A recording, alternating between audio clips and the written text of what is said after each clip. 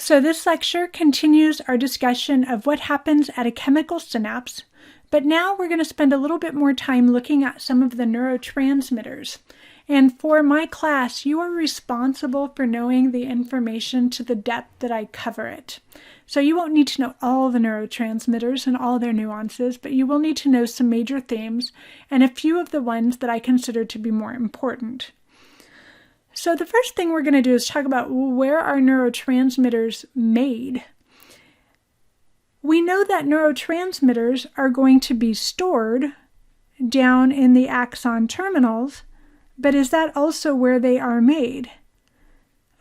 Well, all neurotransmitters are going to have genes associated with the production of those neurotransmitters. And that DNA is going to be located up here in the nucleus. So neurotransmitters are actually synthesized in the cell body.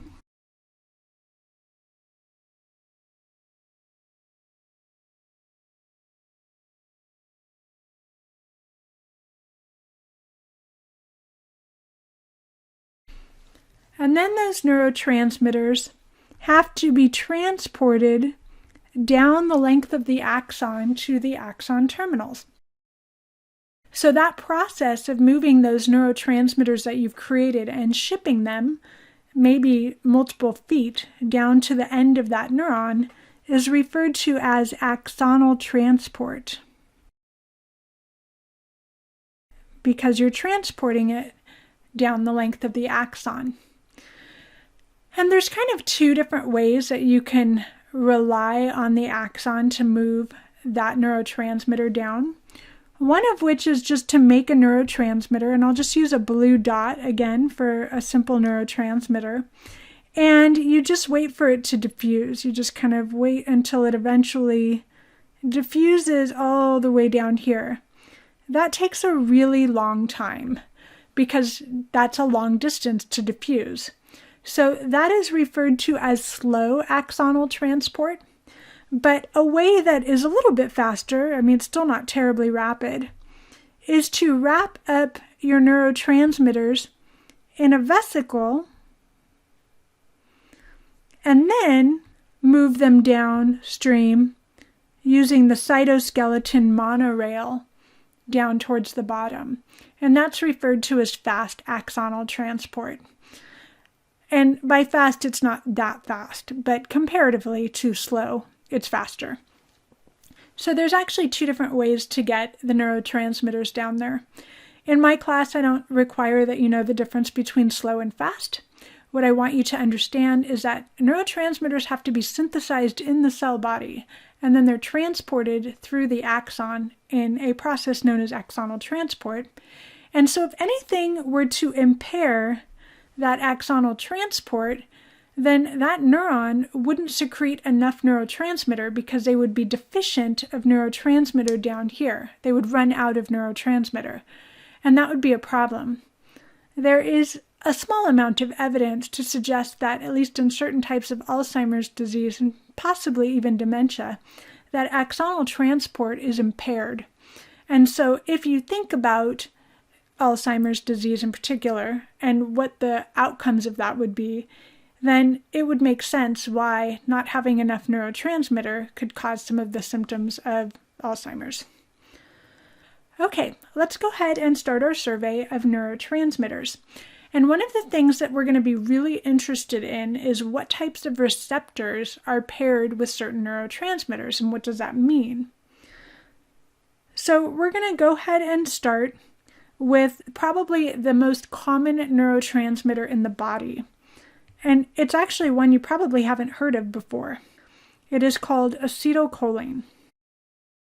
So I'm actually going to move away from this table right now and start writing some information out, but we'll keep coming back to this table, which has a lot of information on it. All right, acetylcholine gets an abbreviation ACH, and is the dominant neurotransmitter in the peripheral nervous system.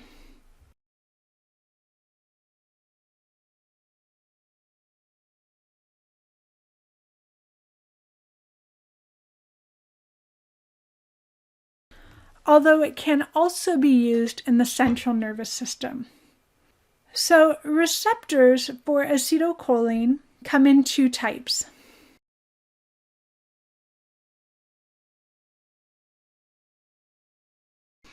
One is called a nicotinic receptor,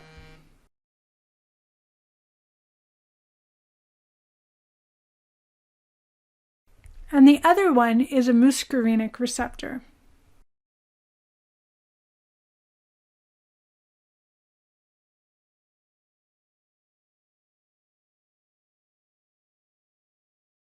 So what are those receptors? What do they do? Are they gated ion channels or are they G protein coupled receptors? Well, let's go back to our table and find out. So the nicotinic receptor gets something called ICR, which you don't know what that is yet. And then next to it, it says sodium and or potassium. The muscarinic receptor is a G protein coupled receptor. So we know what a G protein coupled receptor is. It's going to do something else other than change the membrane potential. But what is this thingy? Well, let's come down here and take a look. ICR, ion channel receptor. Okay, so that's a gated ion channel. So what type of ion does it let in? Uh-oh, that's really strange. Sodium and potassium? What the heck is going on? So here's where it gets even more complicated. It is a gated ion channel that lets both sodium and potassium through, which should seem a little bit like a wash because they want to go in different directions. So let me quickly describe this. Okay. I have here a diagram of a plasma membrane of a postsynaptic cell, my gated ion channel, which is my nicotinic receptor, and acetylcholine, which I have here in little blue, is going to bind to it and open up that gated ion channel, which is one of those weird ion channels that actually lets both sodium and potassium through. So your initial concern should be that this looks like a wash. We know that sodium will want to come in, but potassium will want to leave, so therefore it seems like a 1-for-1 and pointless. Not quite. The electrochemical pull for sodium is considerably greater than it is for potassium. So sodium wants to come in really, really badly, both because of its chemical gradient, but also because of its electrical gradient. It's so much more negative on the inside. Whereas potassium is actually already pretty close to its equilibrium. And so potassium kind of wants to leave, but not that much. So while this is a gated ion channel that allows both to diffuse down their electrochemical gradient, the net is that more sodium comes in than potassium leaves. And as a consequence, the overall net is that positive charge or sodium comes in. So this is the net. In other words, this gated ion channel mostly lets sodium come through and causes depolarization. If you are in my class, I never talk about the fact that this actually lets two different ions through ever again. I simply kind of fudge and say, hey, this is a gated sodium channel, just to keep it simple. It's already very complicated and it can be very difficult to process that kind of detailed information at this stage. So for my purposes, my class, this is a gated sodium channel, and we ignore the fact that a little bit of potassium can leave. The net is that sodium comes in. So a nicotinic receptor, for our purposes, at least my purposes, is going to be a gated sodium channel. A muscarinic receptor is going to be a G protein coupled receptor. All right, a super important pair of them are called norepinephrine and epinephrine. And we're going to see norepinephrine and epinephrine a whole bunch in this class. They are considered to be the neurotransmitters that are part of the sympathetic nervous system. So when you think fight or flight, sympathetic nervous system, you think epinephrine and norepinephrine.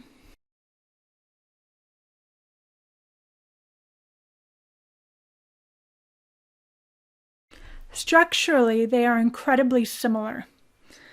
That said, norepinephrine tends to be used as a neurotransmitter, where epinephrine tends to actually be used as a hormone.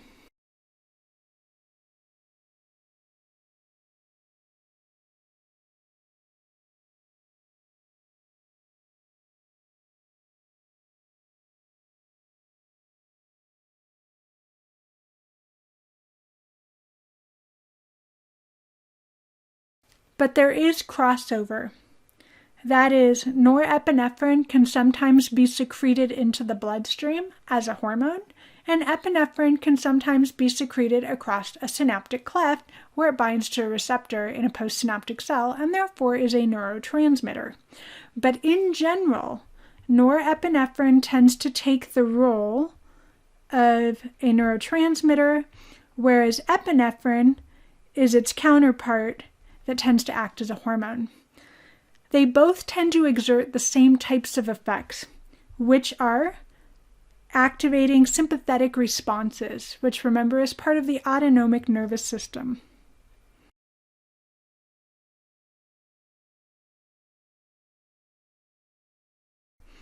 So elevating your heart rate, making sure that you're ready for fight or flight, etc. Okay, we're going to be revisiting these throughout the semester, so we'll see more of these later on. Another one that I want to cover is called glutamate, and then GABA. Glutamate uses predominantly that same type of ion channel receptor or gated ion channel. And once again, we're going to ignore the potassium, and it's really just for sodium. So when glutamate is secreted, if there's a receptor on the other side for glutamate, it's going to let sodium in and cause local depolarization. Where GABA is going to also use a gated ion channel, but instead of sodium, it's using chloride or letting chloride through. Now, if you let chloride through, that actually causes hyperpolarization of the postsynaptic cell. So it has a totally different outcome. So let's go ahead and put that information down.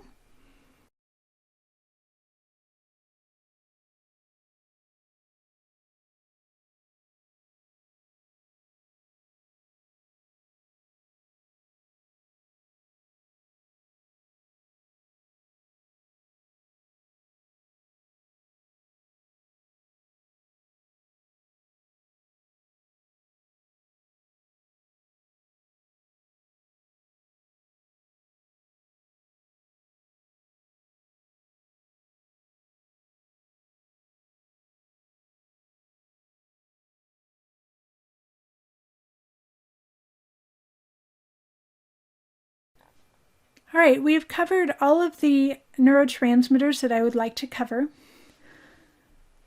I do want to share that when I first started teaching about neurotransmitters, I couldn't remember if glutamate was the sodium one or GABA was the sodium one and which one was the chloride one. And I just want to tell you how I remember which one is which. Maybe it will help you, because they both begin with G. Glutamate causes depolarization. And as we are going to see in a subsequent lecture, that depolarization increases the postsynaptic cell's excitability. It makes it more excitable, which remember means that it's more likely to have an action potential. So I think glutamate, as in getting off my glutes or gluteus maximus muscles or medius muscles and starting to move. So that's excitable, actionable, etc. GABA actually causes hyperpolarization of the postsynaptic cell, which would reduce a cell's ability to have an action potential because it makes it more difficult to reach that minus 55 threshold. So we actually think of this as more of like an inhibitory response. And you know what? There was a show, I think back in the early 2010s called Yo GABA GABA, and I absolutely hated it. And every time my son would turn it on, I would be like, let's inhibit Yo GABA GABA. Yo GABA GABA is bad. And so I'm sorry for all the Yo GABA GABA fans out there, but that's how I always remembered which one was which. Glutamate is exciting because it's like your glute muscles and you're moving, and Yo GABA GABA needs to be inhibited. All right, that concludes this lecture on the survey of neurotransmitters. I'm simply going to leave you, if you want to linger here, with some of the various neurotransmitters and some other information, if you'd like to. Again, if you are in my class, only the ones that I've circled and the information that I wrote down is going to be the information you're responsible for. All right, I'll see you in the next lecture.